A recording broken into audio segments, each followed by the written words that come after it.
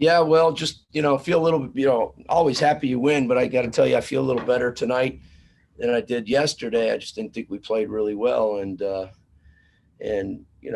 obvious is swinging the bat, scoring a lot of runs, having the big inning.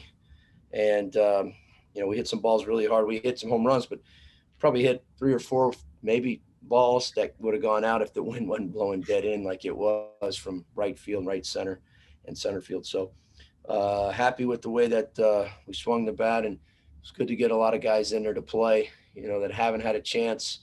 That always is good for the team, for the morale. The guys that have been playing, cheering for the guys that haven't and been working hard, and of course the pitching.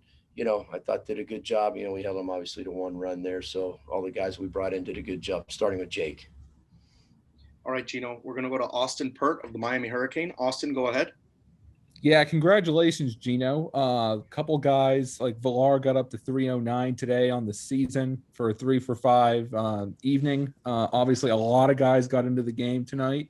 Yeah. What's it like being able to play guys that may not have had an opportunity so far this season?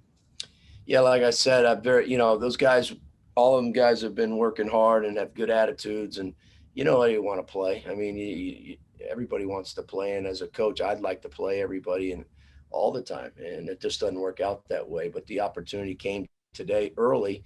We were able to bring him in, I think, in the sixth inning. We wrestled. A lot of them got not all of them, but got two at bats, and so that was good from an offensive standpoint. But yeah, you pull for those guys because obviously they came here to play baseball. They want to play baseball and they want to have an opportunity, and it's hard sometimes. You can only play 9 guys, and so when you get the opportunity, you got to make the most of it.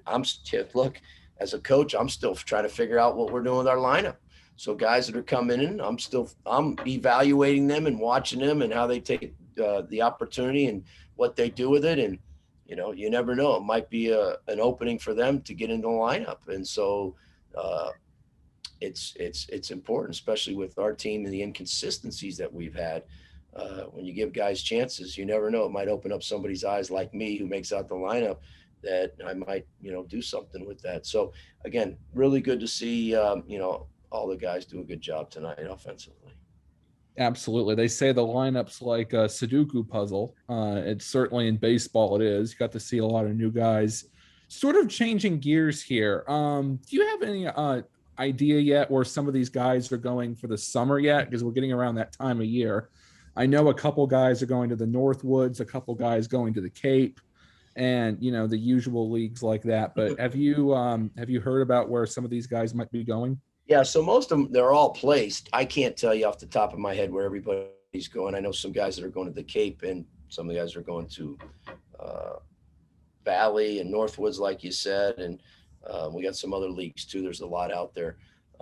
We do have some issues that some of these leagues are going to be strict on vaccinations, and we're not there yet with our players. Some of them have been, but some aren't. Some aren't going to get vaccinated just because the parents or they don't want to, and you can't force them to do that. So I'm not sure what we're going to do because some of these leagues are going to require it. So it's going to make for another interesting summer, and that's the last thing I want is to have 2 summers now where we don't play summer ball because none of our guys played last summer.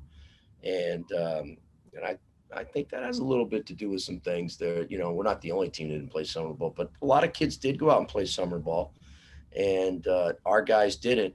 And so, but they definitely the guys that need to get out there, and we need them to play. So I'm hoping that we can find a way to get a solution to that where they can waive it. Some of these kids who don't get vaccinated play, but I just don't know specifically where everybody's going. Yeah, I know that's kind of tricky. And then final thing, any updates? And I get after a win, certainly. I know there's a lot of confusion about this, but any updates on like the tournament and the hosting style and whether a team could host and still travel at the same time or host and then have to travel independently or anything like that? Just what have you heard since then? I think it's something that a lot of people are. Well, the only thing I've heard, and I haven't really asked around and educated myself, maybe I know it's new. It's going to be new because of the fact that they're going to do it obviously on Monday, and we still have 2 weekends to go.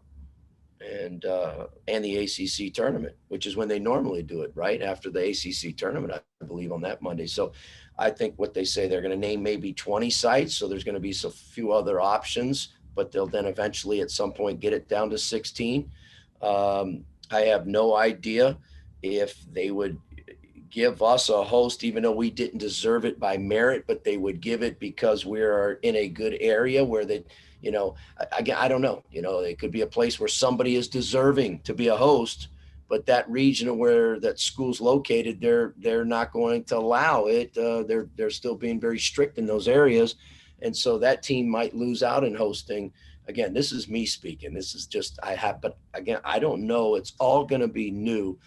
But really high on my list and my concern way above that is getting this team, our team, to figure this thing out and get us to play the way that I expect us, the program, to be at, get this team to play in a manner that, we feel like when we step on the field, we can beat anybody. And that's what we're trying to do. We're just trying to do that. Perfect. Congratulations. That's all I have. Thank you so much. Thank you, Austin. All right, Gino, I just have 2 questions for you about today's game. First of all, obviously you talk about the importance of playing a complete game on a night like tonight where everything kind of was clicking. Just how satisfying is it to see the guys step up and succeed on the mound, have a good day at the plate, play strong defensively? Oh, great. Because again, we haven't been playing great baseball. And even though we won last night, and we need to take away from that a positive, because we're struggling to get W's, and we haven't played well over the last few weeks or so in terms of winning ball games, which translates to we weren't playing well. We didn't play well last night. And even though we won, and I want to be positive with the team, I didn't feel good about the game after the game was over. I didn't feel good when I went home. And it was very important. You could just see it in our players' eyes after the game, talking to them, much different than last night to tonight, much different. They knew it. They knew that we didn't really play well. And I'm not taking anything away from App State. And actually the pitcher is pretty good that threw against us last night. And he's left-handed, which can be an issue for us at times, but we just didn't play good overall, I don't think, last night. And today was a much better day. You absolutely playing a complete game. If you can play a complete game, I got to think the majority of the time, a very high percentage, you're going to win the games. And that's what we're trying to do, to be more consistent, pitch better from the starting end, the bullpen, make sure they do their job. We need to swing the bat better as a team, as a 1 through 9 lineup, and do the things that we need to do to be successful offensively and play good defense. And we did pretty much a good job of that tonight.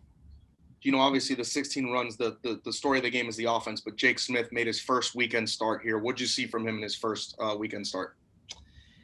Well, I thought he threw good. His velocity looked good, like it normally does. It looked the same to me. For the most part, I thought he pounded the zone, which he does.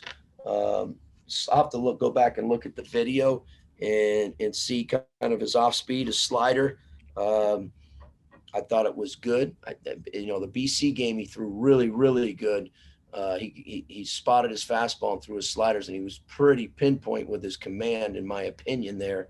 And not that he wasn't tonight, but maybe, just a tick off of maybe how he threw at BC. And I guess he had 2 walks and 6 strikeouts. So, over 5 innings. But all in all, he deserves to be that guy. It's his shot. He's got the opportunity. We're going to give it to him. He earned it. And he didn't do anything to disappoint from my standpoint. I'm happy, and hopefully he feels confident, and he's going to be a guy for us down the stretch, because we are down the stretch right now, and we need guys to get it done for us on the mound, especially starting the game. We don't need 2-3 innings out of these starters. He threw 5 today, 85 pitches. I'd like to get 6 innings is what we need from our starters, at least 6 innings. If you go 6 innings and he throws 6 innings, that means he's probably done pretty good. We can turn it over to our bullpen, and I feel pretty confident about our bullpen late in the game. If it's closer, we got a lead. So the big thing with Jake to me is efficient, just being efficient where he doesn't have to get pitch counts up. But, this is good. We stretched him out to 85. The next outing, he should be able to go 100. And if he can do that in 6 innings, that'll work for us. And hopefully that's something that we can build on and he can do next time out.